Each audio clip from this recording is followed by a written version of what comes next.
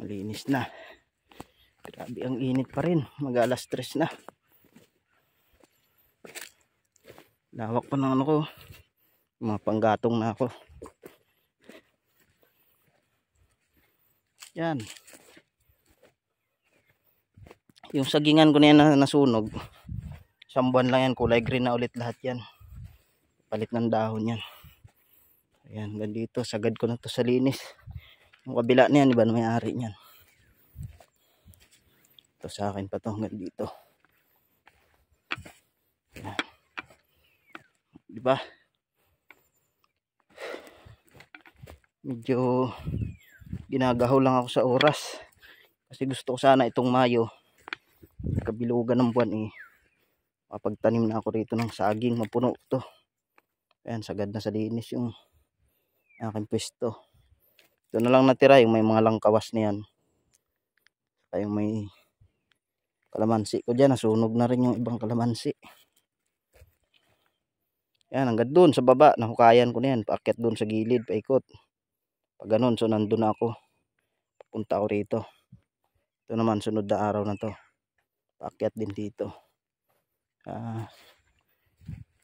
Hindi ko alam kung ilang piraso ang may tatanim dito. Siguro aabot din to ng 200 puno. Sana maabot kasi nandun ako. Nasa 50 butas na. Yun hukay ko hanggang doon. Ayan, mula dyan. Ayan, mga hukay yan. Yan, mga hukay yan. Nasa ano na yan, 50 butas. Itong dati kong tanim na sagingan, ano lang to 46 puno. Yan. Yan pa lang yung sagingan ko na hinaharbisan lagi. Kita nyo naman, may mga bunga na yan. Yan, yan, bunga yan. Yan. Pero inabot ng sunog, medyo umitim. Pero yung ibang bunga hindi naman nasunog. Mga nandiyan sa gitna. Ayan mga pinaghukayan ko. Yan. Tapos yan, mga butas na yan. Tataniman ko ng saging yan lahat. Kaya ito, sa pagkakaingin, depende kasi yan sa nagkakaingin Kung kakainginin natin yung gubat, tapos tataniman lang ng palay. Tapos pababayaan ang mangyayari, pag tumagal, ganyan ulit. So yan, gubat ulit. Dati naman ang kinaingin yan, yung kabilang gulod na yun. So yan, pero matagal na panahon bago bumalik sa gubat. Kaya lang, wala ka nang babalikan. Mag-uumpisa ka ulit dyan. Unlike sa ganitong sitwasyon, pag kinaingin mo, taniman mo ng saging, dito baka makapagmais pa ako rito sa taas na to. Kasi ang ganda ng pagkakasilab ko. Pero sisingitan ko na rin yan ng saging. Saka itong mga abukado ko nasunog na.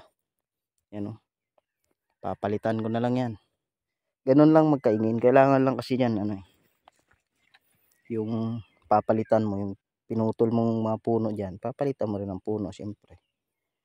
Puno na mapapakinabangan natin.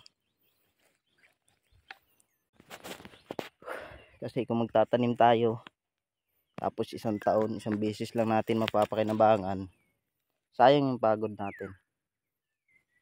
Di gaya kung magtanim tayo ng tulad nito, saging, yan. Tapos mga abukado, kaimito, atis, malalaking guatis, yan. Yun, puno din yun. Papalit natin sa mga pinutol natin puno. Tulad nito, itong puno na to, yan. O diba, ang laki niyan. Pero gagawin kong gatong yan. Kasi walang pakinabang.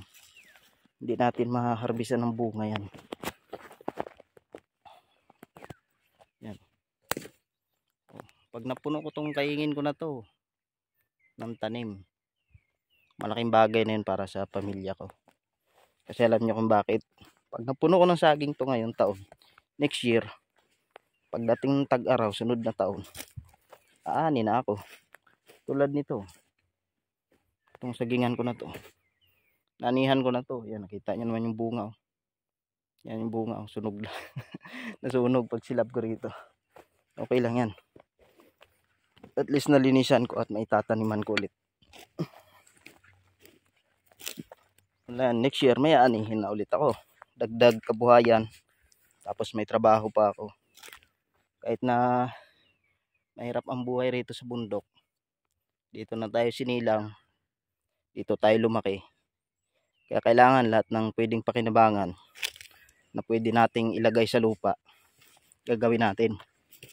Para hindi tayo maggutuman. Ganun lang yun guys. Pero kung kayo patamad-tamad, wala. Gutom talaga. Sa asa pa kayo sa ibang tao, wala kayong marating yan. Tayo, pag napuno ko to, next year, maglilinis na lang ako, di ba? Yung mga pinutol ko ritong buho, kahoy, mapapalitan ng mapapakinabangan ko. Ganun lang yun sa pagkakaingin. Kailangan lang gamitin yung utak nyo. Hindi yung puro kaingin, putol, tanim ng palay, tapos pabayaan na. Lugi ang pagod nyo. Sa palay nga, panahon ngayon, hindi na tayo makakabawi. Mas malaki pa ang gastos. Makakatikim nga tayo ng mabangong palay, pero sa loob na 1 taon, yung gastos dun, lugi. Napakalaki. Tapos yung aanihin mo, kalahati lang. Kasi may maya pa na napakarami.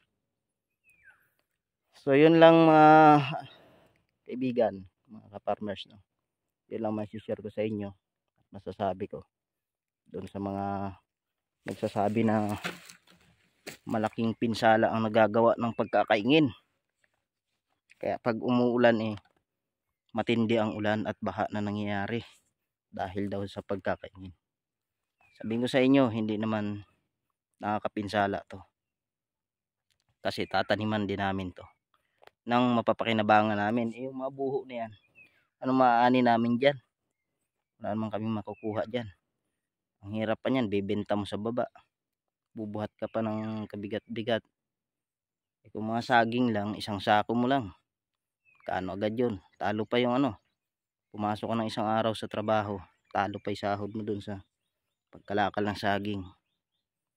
Kung mababa ang kuhaan, maabot ng 700 ang 1 sako na saging.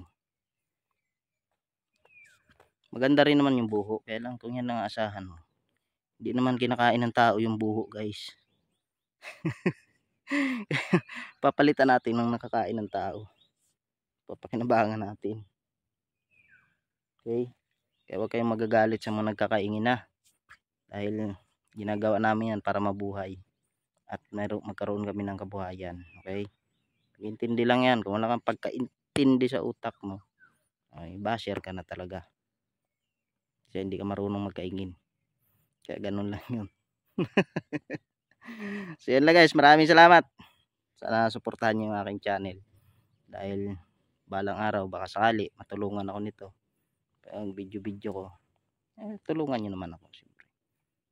Baka hindi lang pagkakaingin yung gawin natin dito pagka umasenso tayo. Patibag na natin itong buong bundok. Hindi, joke lang yan siyempre. Yan lang, sige na, bye bye.